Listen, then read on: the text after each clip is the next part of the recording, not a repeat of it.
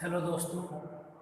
तो आज हम लोग इस वीडियो में हिस्ट्री के पार्ट को आगे बढ़ा रहे हैं। और हम लोगों ने लास्ट क्लास में हिस्ट्री में जो देखा था वो वहाँ तक एंशियंट इंडियन हिस्ट्री का टेलर देख रहे थे। आज से हम लोग कहानी की शुरुआत करेंगे एंशियंट इंडियन हिस्ट्री की। तो बीच बीच में अभी भी नोट्स आते रहेंगे, बीच बीच में कुछ कुछ पॉइंट्स महत्वपूर्ण आते रहेंगे, हम लोग उसको बीच बीच में देखते रहेंगे।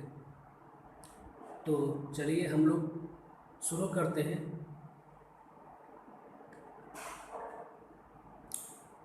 प्रागैतिहासिक काल से हम लोग शुरू करते हैं। कहाँ से? प्रागैतिहासिक काल से। तो प्रागैतिहासिक युग या काल, तो प्राग ऐतिहासिक को हम लोग दो शब्दों में विच्छेद करते हैं, जिसको बोलते हैं संधि विच्छेद। प्राग प्लस इतिहास। प्राग मतलब होता है प्रारंभ, इतिहास मतलब होता है कहानी। मतलब प्रारंभ की कहानी को ही हम लोग बोलते हैं प्रागैतिहासिक काल। मतलब प्रारंभ के जो कहानी है उसके बारे में जो जानते हैं उसी के अध्ययन को बोलते हैं प्रागैतिहासिक काल। तो हम लोग आज यहीं से शुरू करेंगे।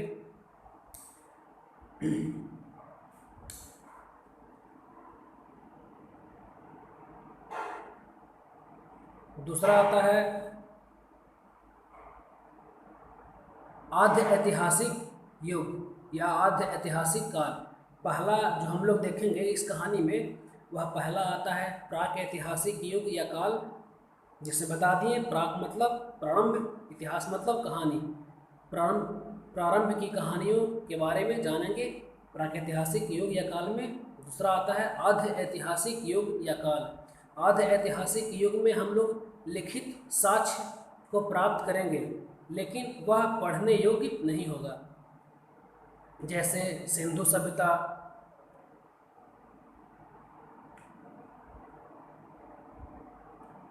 वैदिक सभ्यता, ये सब में लिखित साक्ष्य मिले हैं लेकिन वह अपठ्य है, मतलब पढ़ने योग्य नहीं है।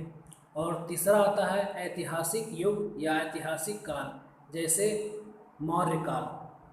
तो हम लोग इस तीन काल की चर्चा करेंगे। प्रागैतिहासिक युग या प्रागैतिहासिक काल, दूसरा आद्य ऐतिहासिक युग या आद्य ऐतिहासिक काल जिसमें लिखित साक्ष्य मिले हैं, कहानियों के लिखित साक्ष्य मिले हैं लेकिन अपठ्य मतलब पढ़ने योग्य नहीं है। और जैसे सिंधु सभ्यता और वैदिक सभ्यता। और तीसरा हम लोग देखेंगे ऐतिहासिक काल या ऐतिहासिक युग, जिसमें हम लोग मौर्य काल को देखेंगे। तो हम लोग शुरू करते हैं पहला प्रागैतिहासिक काल से और देखते हैं। तो इसमें कहा गया है कि प्रागैतिहासिक काल में मानव इतिहास के प्रारंभिक काल से 3000 बीसी तक का काल। मानव इतिहास के प्रारंभिक काल से 3000 बीसी तक का काल, मतलब मानव इतिहास के प्रारंभिक शुरुआती चरण से लेकर के 3000 बीसी, मतलब ईसा मसीह के जन्म से 3000 वर्ष पहले तक के काल को हम लोग प्रागैतिहासिक काल में देखेंगे। मतलब जब से मानव इतिहास का शुरुआत हुआ है वहाँ से लेकर के ईसा मसीह के जन्म से 3000 वर्ष पहले तक के काल को हम लोग प्रागैतिहासिक काल में रखते हैं। और इसी काल को हम लोग प्रागैतिहासिक काल कहते हैं। इस काल में मानव के घटनाओं का कोई लिखित साक्ष्य प्राप्त नहीं होता है। यही इतना इसमें जानना था। अब हम लोग आते हैं आद्य ऐतिहासिक काल। तो आद्य ऐतिहासिक काल में हम लोग जानते हैं कि मानव इतिहास के 3000 बीसी से मानव इतिहास के 3000 बीसी से 600 बीसी तक का काल आद्य ऐतिहासिक काल कहलाता है। मतलब ईसा मसीह के जन्म से 3000 वर्ष पहले से लेकर के ईसा मसीह के जन्म से 600 वर्ष पहले तक के काल को हम लोग आद्य ऐतिहासिक काल समझते हैं।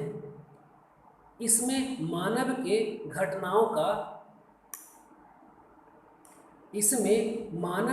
घटनाओं का लिखित साक्ष्य प्राप्त हुए हैं, लेकिन पढ़ने में सफलता नहीं मिली है, जैसे सिंधु सभ्यता, वैदिक सभ्यता। तीसरा आता है ऐतिहासिक युग या ऐतिहासिक काल। तो मानव इतिहास के 600 बीसी मतलब ईसा मसीह के जन्म से 600 वर्ष पहले से लेकर के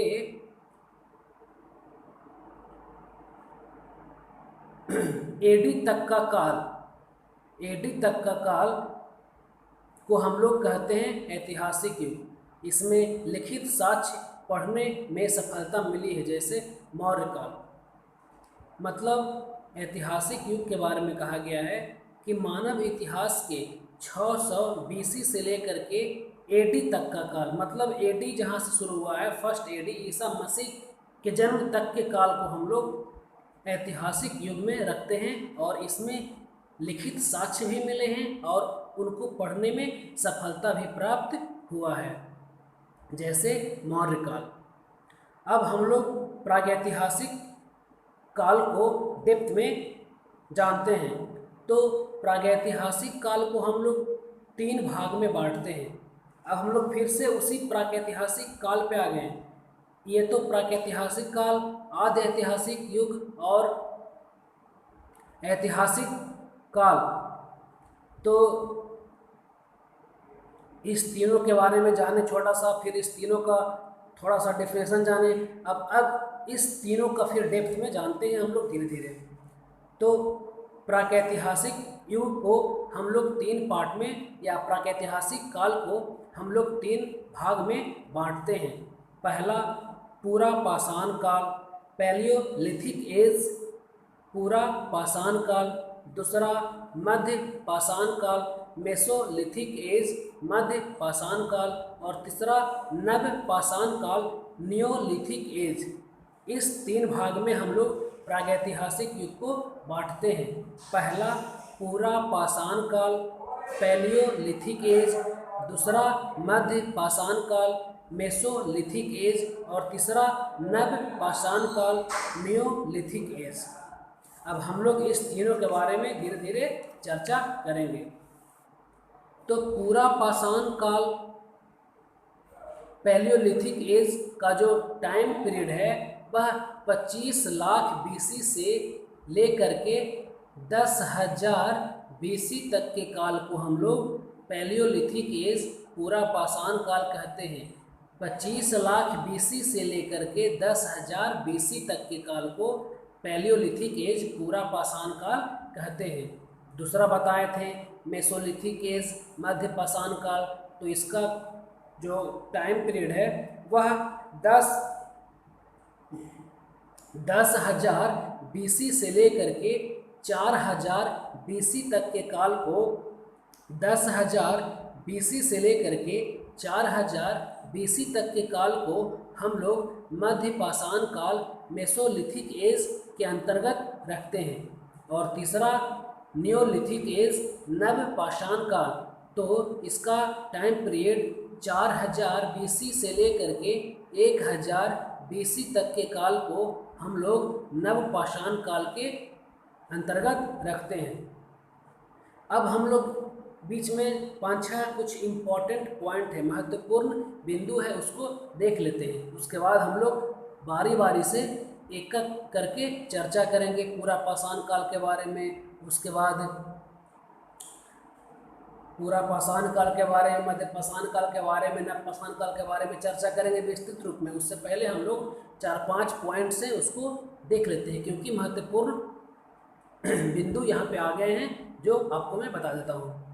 कह रहा है पहला पॉइंट, सबसे पहले मानव कंकाल का अवशेष दक्षिण पूर्वी एशियाई देश जावा सुमात्रा, जो कि इंडोनेशिया में है, जिसकी राजधानी जकार्ता है, में लगभग 10 लाख BC में प्राप्त हुआ था। सबसे पहले मानव कंकाल का अवशेष दक्षिण पूर्वी एशियाई देश जावा सुमात्रा में 10 लाख BC में प्राप्त हुआ था। और जावा सुमात्रा कहाँ है?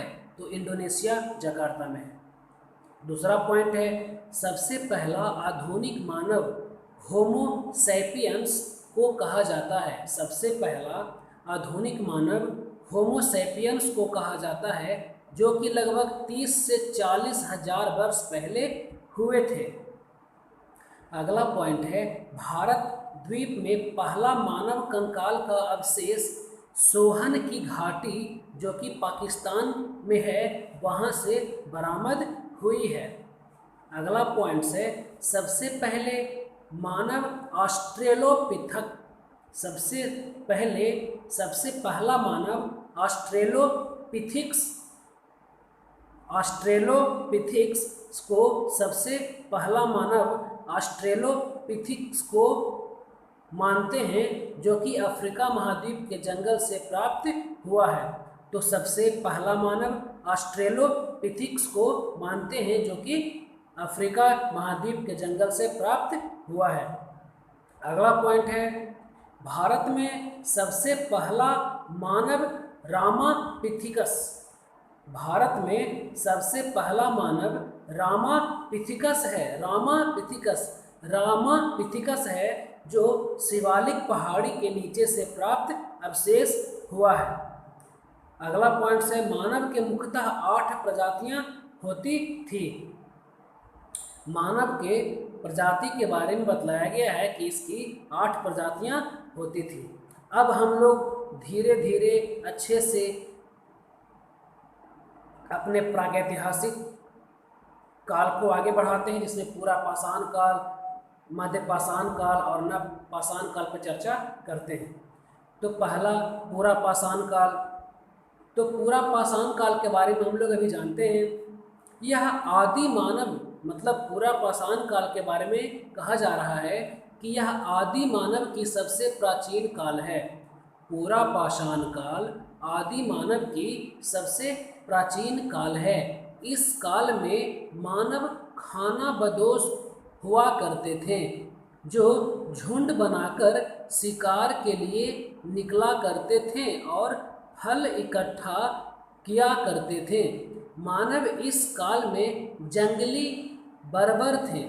मानव खाद्य संग्राहक थे, खाद्य उत्पादक नहीं। मानव के जीविका का मुख्य आधार शिकार था। इतना हो गया आपको पूरा पाषाण काल के बारे में, जिसका टाइम 25 लाख BC से 10,000 BC तक माना गया है। अगला पॉइंट है, पूरा पाषाण काल के अवशेष कहाँ कहाँ से मिले हैं। तो पूरा पाषाण काल के अवशेष सोहन नदी घाटी, जो पाकिस्तान में है, वहाँ से मिला है। वेवल नदी घाटी, जो कि इलाहाबाद मिर्ज़ापुर में है, वहाँ से मिला है। नर्मदा नदी घाटी, जो कि भोपाल के पास स्थित भीमबेटका एवं आदमगढ़ नामक स्थल से प्राप्त हुआ है। भीमबेटका जो है, यह फेमस किस चीज़ के लिए है? तो भीमबेटका फेमस है गुफा चित्रकारी अवशेष के लिए। पूरा पाषाण काल में ही कुल्हाड़ी, हस्तकुठार, बिदारणी का आविष्कार हो चुका था।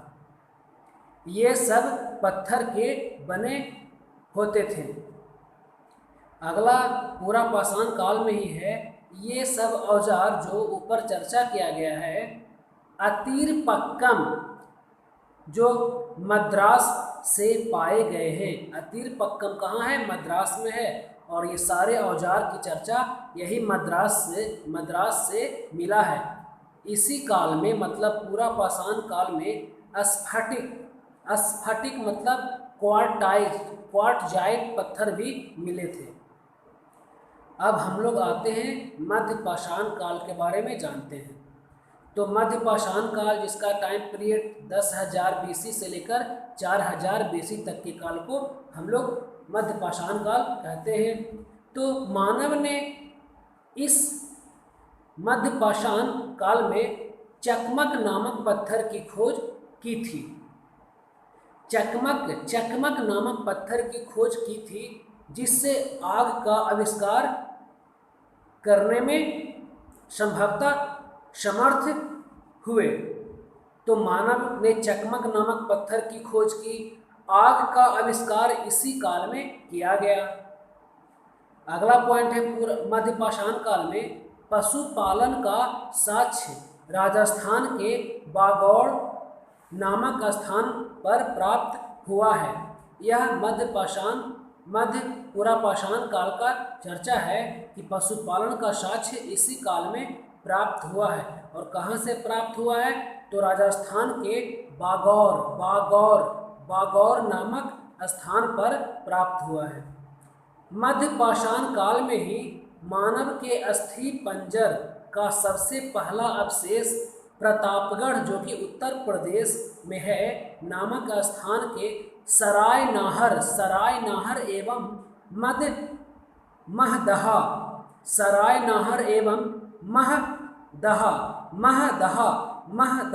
नामक स्थान से मिले हैं। भारत में मध्य पूरा पाषाण कालिक स्थल नेवाश, जो महाराष्ट्र में है, वहाँ पे प्राप्त हुए हैं। तो अब हम लोग आते हैं अगला नव पाषाण काल के बारे में जानते हैं। तो नव पाषाण काल के बारे में कहा गया है कि नव पाषाण काल में मानव अस्थायी रूप से, और नव पाषाण काल का आपको टाइम पीरियड बतला दिया गया है क्या, 4,000 BC से लेकर के 1,000 BC तक के काल को हम लोग नव पाषाण काल के अंतर्गत रखते हैं। तो इस नव पाषाण काल में हम लोग मानव के अस्थायी रूप में रहने का प्रमाण देखते हैं और खाद्य उत्पादक मानव अब बन जाता है। इसी नव पाषाण काल में मानव के अस्थायी जीवन का प्रमाण तथा पहिए का आविष्कार, प्रथम कृषि के साक्ष्य जो कि मेहरगढ़ पाकिस्तान में मिला है। मेहरगढ़ से ही पहले गेहूं के मेक्सापोलाइड नामक किस्म का प्रयोग किया गया है, जो कि प्राप्त हुआ है। मेहरगढ़ सिंध क्षेत्र में है। मेहरगढ़ से पालतू भैंसा का अवशेष मिला है। इसी काल में मतलब नव पाषाण काल में ही गर्त निवास की चर्चा की गई है। गुफ कराल, जो कि कश्मीर माली के साथ कुत्तों को दफनाने का प्रमाण या परंपरा यहीं से मिला है, जो सबसे पहले कुत्ता को पालतू बनाया। तो नव पाषाण काल में ही सबसे पहले कुत्ता जानवर को पालतू बनाया गया था। तो आगे देख लेते हैं नव पाषाण कालिक कुछ स्थल के बारे में। जैसे बिहार प्रांत के सारण जिला में चिरांद दलहन के पहला साक्ष्य भी चिरांद में ही मिला है। मतलब कहा जा रहा है कि बिहार प्रांत के सारण जिला में जो चिरांद स्थान है, वहाँ से दलहन का पहला साक्ष्य प्राप्त हुआ है। बिहार प्रांत के चेचर, जो कि वैशाली जिला में है, जो कि बिहार प्रांत के वैशाली जिला में है, मानव के बस्ती और हड्डी का प्रमाण यहाँ से मिला है। अगला पॉइंट है कोलडीहवा, जो कि इलाहाबाद उत्तर प्रदेश में स्थित है। यहाँ से चावल के प्राचीनतम साक्ष्य मिले हैं। जब चावल होगा, इसका मतलब है कि धान भी होंगे और यह जो है बेलन नदी घाटी में मिला है। चावल का साक्ष्य जो है बेलन नदी घाटी से प्राप्त हुआ है। इलाहाबाद उत्तर प्रदेश में स्थित है ही कोल्डिवा, यहाँ से तो आपको मिला ही है चावल का साक्ष्य। और जब चावल का साक्ष्य मतलब है धान, और जब धान का चर्चा आ गया तो कहा जा रहा है कि यह जिस नदी के किनारे पाया गया है उसका चर्चा बता दिया गया है कि बेलन नदी घाटी में मिले हैं।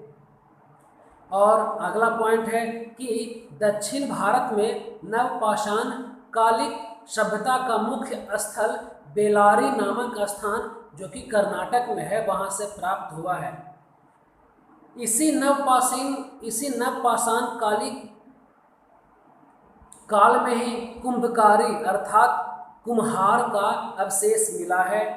नवपाषाण कालिक स्थल जैसे चौपानी मांडो जो उत्तर प्रदेश में है। विश्व के प्राचीनतम मृदभांड मिट्टी के बर्तन के साक्ष्य चौपानी मांडो में ही मिले हैं।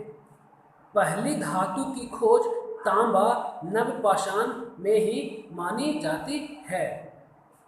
यहीं तक आज का वीडियो समाप्त करते हैं और आगे हम लोग सिंधु घाटी सभ्यता के बारे में जानेंगे। वीडियो कैसा लगा कमेंट बॉक्स में अपना राय देकर बताइएगा और वीडियो को लाइक कर दिया कीजिएगा। और बहुत ही इंटरेस्टेड चैप्टर अभी आने वाला है, थोड़ा सा संयम रखिए, अच्छे से सुनिए, बहुत अच्छा लगेगा। और चैनल को सब्सक्राइब कर दीजिए। ठीक है, फिर अब हम लोग नेक्स्ट हिस्ट्री के पार्ट में अगले वीडियो में मिलते हैं। तब तक के लिए यहीं तक, फिर हम लोग नेक्स्ट वीडियो में आप लोगों से मिलते हैं।